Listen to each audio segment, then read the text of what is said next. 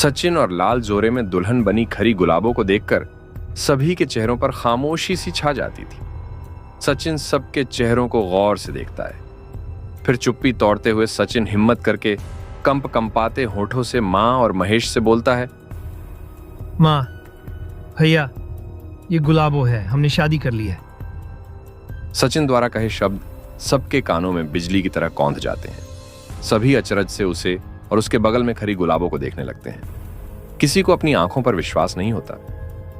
पार्वती को उसके मन में पल रहा डर आज आखिर सही होते दिखने लगता है। वो बिना कुछ बोले वही खटिया पर धम्म से बैठ जाती है। मनोहर लाल भी कुछ नहीं बोल पाते। वो पार्वती और महेश से हाथ जोड़कर खुशबू को साथ लेकर वहां से चुपचाप चले जाते हैं। महेश और रमा भी सारे मामले को भांपकर स्तब्ध से बस दोनों को एकटक देखते रहते हैं। बैलों के इस बुरी तरह बिदकने से महेश परेशान हो जाता है। वो उनके पास जाकर उनको संभालता है, पर बैल बार बार पीछे की तरफ पांव पटकते हुए बंधी रस्सी को खींचने लगते हैं। वातावरण में आए इस बदलाव को देखकर गुलाबो आंख बंद कर तेजी से दोबारा आंखें खोल चारों तरफ नजर दौड़ाती है। अचानक से तेज हवा सामान्य होकर सब कुछ शांत हो जाता है। बैल जो बुरी तरह भयभीत से पांव पटकते हुए अब तक महेश के संभाले नहीं संभल रहे थे, वो चुपचाप जमीन पर बैठ जाते हैं। सब कुछ सामान्य हो जाता है, जैसे कुछ हुआ ही ना हो। महेश पीछे पलटकर सचिन से कहता है, ये क्या बोल रहा है तू सचिन? शादी कर ली, पागल तो नहीं हो गया तू? महेश हैरानी से गुलाबों की तरफ देखने लगता है। हाँ भैया, मैं सच बोल रहा हूँ। हमने अभी कुछ देर पहले ही शादी की है। ये गुलाबो है। दरअसल मैं आपको बताना चाहता था, पर माँ ने जब खुशबू वाली बात की तो मेरी हिम्मत ही नहीं हुई। सोचता ही रहा कि कैसे बोलूं। भैया, आप इस तरह मत देखिए, मैं आपको पूरी बात बताता हूं। मैं जानता हूं इस तरह कोई भी ये बात सुनेगा तो वो आप लोगों की तरह ही हैरान होगा, पर भैया ये तो अचानक स्थिति बनी। पहले से हमारा इस तरह आज शादी करने का कोई विचार नहीं था। हम तो आप सबको बताकर आप लोगों का आशीर्वाद लेकर ही शादी करते, पर अचानक से परिस्थितियां ऐसी निर्मित हो गईं कि हमको इस तरह शादी करनी पड़ी। महेश से बोलते बोलते सचिन माँ की तरफ देखने लगता है, जो अब तक जर होकर बस एक टक कभी सचिन को कभी लाल जोरे में खरी गुलाबों को ही देख रही थी। सचिन माँ के पास आकर उनके सामने घुटनों पर बैठकर दोनों हाथ जोड़ते हुए बोला, मुझे इस तरह हैरानी से मत देखो माँ, मैं आपका वही सचिन हूँ। जानता हूँ आपको मुझसे ये उम्मीद नहीं थी। जिस बेटे के लिए आप लोगों ने जिंदगी खपाई हो, वो इस तरह अचानक से आप लोगों के सारे सपने तो और इच्छाओं के विरुद्ध जाकर ऐसा काम करे तो चौंकना स्वाभाविक है। पर माँ, मैं आपको सारी बात बताऊंगा, ये स्थिति क्यों बनी, कैसे बनी, सब कुछ। लेकिन आप कुछ तो बोलो माँ, इस तरह चुप होकर सिर्फ देखती रहोगी तो। सचिन कहते कहते पार्वती के घुटनों पर अपना सर रख देता है। पार्वती उसके सर पर हाथ रखते हुए उसकी ठोरी पकड़कर उसका मुंह ऊपर करती है। बेटा, ये तूने क्या किया? एक बार हमें बता तो सकता था, पूछ तो सकता था। आज मनोहर भाई साहब के सामने तूने हमारा सर शर्म से नीचा कर दिया। कल तक पूरे गांव के सामने जो सर उठाकर चलती थी, अब उन्हीं के सामने मुंह छिपाकर निकलना पड़ेगा। तू नहीं समझता बेटा, पूरे गांव को जब पता चलेगा तो लोग तरह तरह की बातें करेंगे। कुछ लोगों ने तो तभी बोल दिया था जब तेरे भाई और मैंने तुझे पढ़ने को शहर भेजा था। लोग तो तभी 17 तरह की बात कर रहे थे कि शहर मत भेजो, लड़का हाथ से निकल जाएगा। अब तूने उन्हें मौका दे दिया। और मुझे तो बेचारी खुशबू की चिंता है, कितना चाहती है वो तुझे। तू यहाँ नहीं था तब तेरी ही बातें करती रहती थी। तूने ये सब करके एक बार में ही सबके सपनों, सबकी खुशी का खून कर दिया बेटा। एक बार हम लोगों के बारे में नहीं सोचा तूने। कितना स्वार्थी बन गया तो शहर जाकर। बोल, ऐसा क्या हो गया था जो तूने ये अजीब कदम उठा लिया? बोल बेटा। माँ की बात सुनकर सचिन आंख को जमकर भींचकर आंसू लाकर उनकी तरफ देखते हुए बोला, ऐसा मत बोलो माँ, परिस्थिति अचानक ऐसी बन गई कि ये सब हो गया। मैं आपको पूरी बात बताता हूँ। लेकिन सचिन जैसे ही गुलाबों की तरफ देखकर वो कुलदेवी मंदिर की बात बोलने वाला होता है, तभी गुलाबो इशारे से उसे मना कर देती है।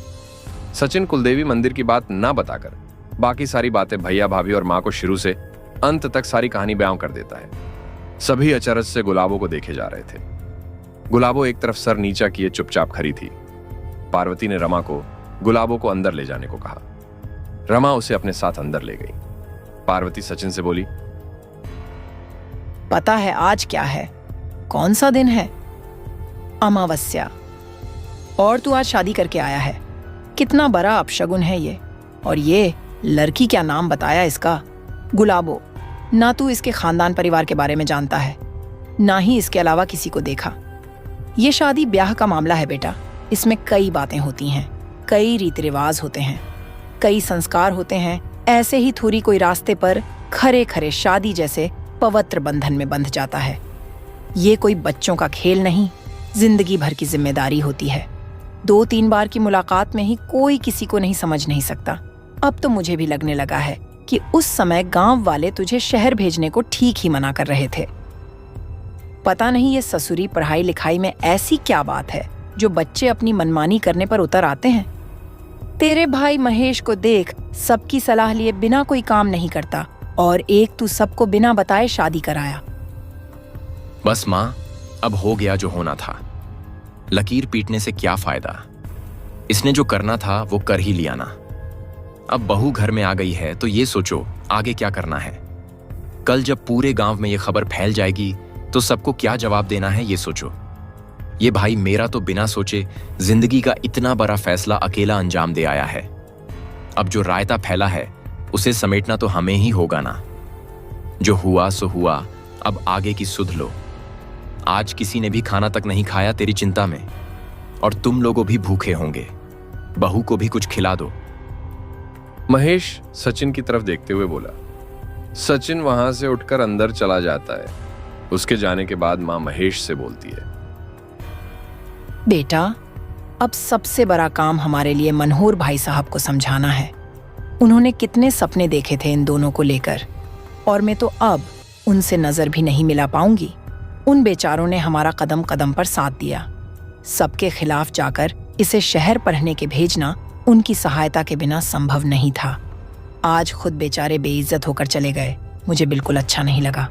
कल सुबह तू और मैं उनके घर चलेंगे। अच्छा नहीं लगता ऐसे ही सब हो गया। महेश मां की ये बातें सुनकर हां करते हुए एक ठंडी सांस छोड़कर उठकर खड़ा हो जाता है। रमा गुलाबो को अंदर कमरे में ले जाती है।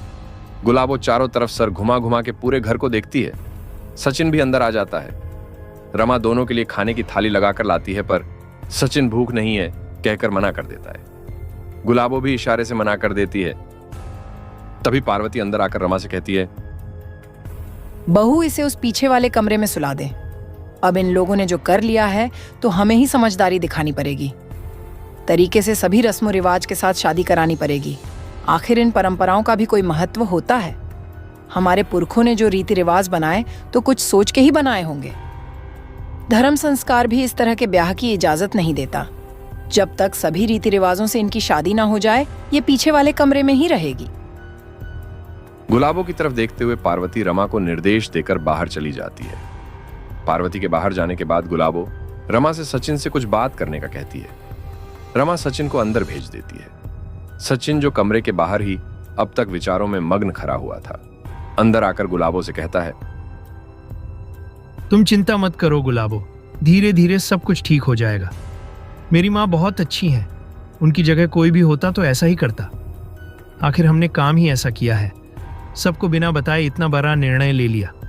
मैंने तुमको पहले ही कहा था कि पहले घर वालों को बता देते हैं। यदि पहले सबको बता दिया होता तो सबको नाराजगी तो होती, पर सभी मान भी जाते। उनका गुस्सा होना भी जायज है। तुमने कुलदेवी मंदिर वाली बात बताने को मना क्यों कर दिया? वरना माँ हमारी परिस्थिति जरूर समझती। वो जब खुद के रीति रिवाज परंपराएं इतना मानती हैं तो क्या तुम्हारी मजबूरी नहीं समझती? उनको ज्यादा इसी बात का बुरा लगा कि हमने बिना बताए शादी कर ली। अब ये तुम्हारे हाथ में है। गुलाबों की अपनी सेवा और अच्छाइयों से सबका दिल जीत लो। देखना, एक दिन सबकी धारणा बदल जाएगी। मेरे घर वाले बहुत अच्छे हैं। तुम अभी जानती नहीं, बस ये मुश्किल वक्त निकल जाने दो। धीरे धीरे सब ठीक हो जाएगा। सचिन गुलाबो को ढांढस बंधाते हुए बोला, मैंने कुलदेवी मंदिर वाली इसलिए मना की क्योंकि अभी ये बखत वो बात बताने का नहीं। किसी भी धर्म जाति में इस तरह के ब्याह को कोई नहीं मानता, पर हमारे खानदान में यही परंपरा है। मैं शुरू से ये सब देखती आ रही हूँ। हर परिवार के अपने अलग रीति रिवाज होते हैं। और फिर माँ कभी नहीं मानती, ये बात उनको सब ढोंग पाखंड ही लगता। पर तुम खुद देखो, भले माँ नाराज हुई पर हमारी शादी को कहीं ना कहीं स्वीकार भी कर लिया। ये कुलदेवी का ही चमत्कार है।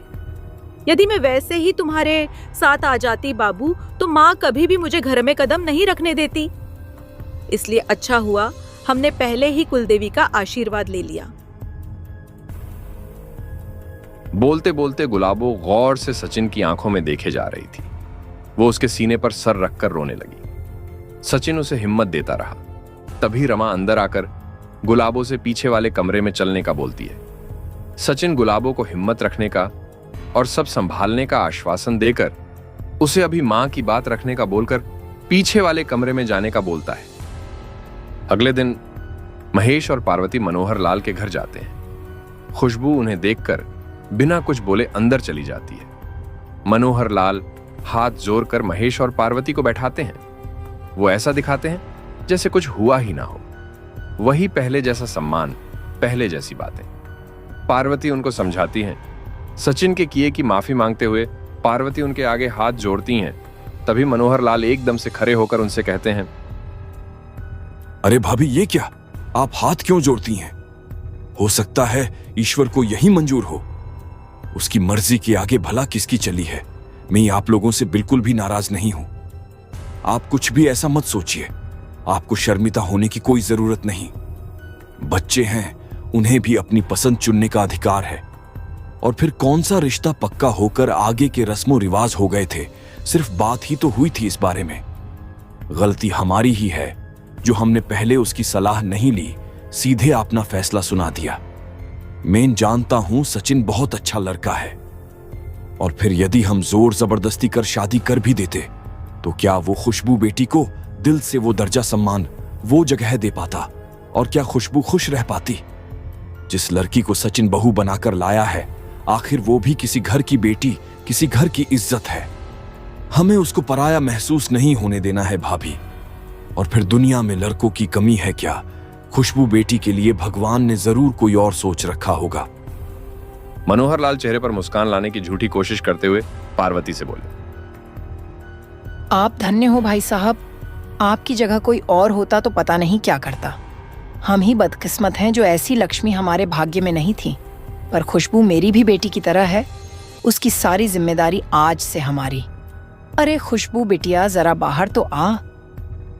उनकी आवाज सुनकर खुशबू उनके पास आती है। पार्वती खुशबू को सीने से लगाकर अपनी आंख के आंसू पोंछते हुए बोलती है, बेटा मुझे माफ कर दे, मैं अपनी जुबान नहीं रख सकी। जब अपना ही खून ऐसा निकल जाए तो एक माँ भला और क्या कर सकती है। पर मेरे लिए तू हमेशा सचिन से पहले ही रहेगी। किस्मत तेरी नहीं बल्कि हमारी खराब है। उस घर की किस्मत में तुझ जैसी संस्कारी बहू लिखी ही नहीं थी शायद। यकीन कर बेटी, हमें पहले से कुछ नहीं पता था। यदि पता होता तो मैं कभी ऐसा नहीं होने देती। इतना कहते ही पार्वती खुशबू का माथा चूम लेती है और गले से लगा लेती है। खुशबू का दर्द जैसे पार्वती की बातें सुनकर एकदम से बाहर झलक आता है। वो उसके कंधे पर सर रखकर रोने लगती है। पूरा माहौल भावुक हो जाता है। मनोहर लाल खुशबू को इस तरह रोता देख अपना मुंह पीछे कर अपने आंसू पोंछने लगते हैं। उधर रमा गुलाबो को कमरे में बुलाने जाती है तो गुलाबो कमरे में गायब मिलती है। रमा बाहर आकर चारों तरफ उसे ढूंढने लगती है, पर गुलाबो वहां भी नहीं मिलती। वो आश्चर्य से उसे सब जगह ढूंढने लगती है, पर गुलाबो का कहीं पता नहीं चलता।